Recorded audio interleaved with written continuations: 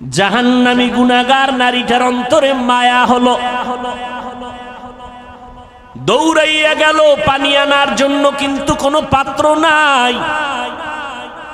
ওই গুনাহগার নারীটার পায়ে ছিল চামড়ার মোজা, মোজাটা খুলে পানি নিচে, হাতের নাগালে পায় না, মাথায় ছিল ওড়না লাগানো, ওড়নার মাথা মুজার সাথে গিরা লাগাইয়া এরপরে পুপের থেকে পানি উঠাইয়া কুকুরকে পান করাইয়া দিল।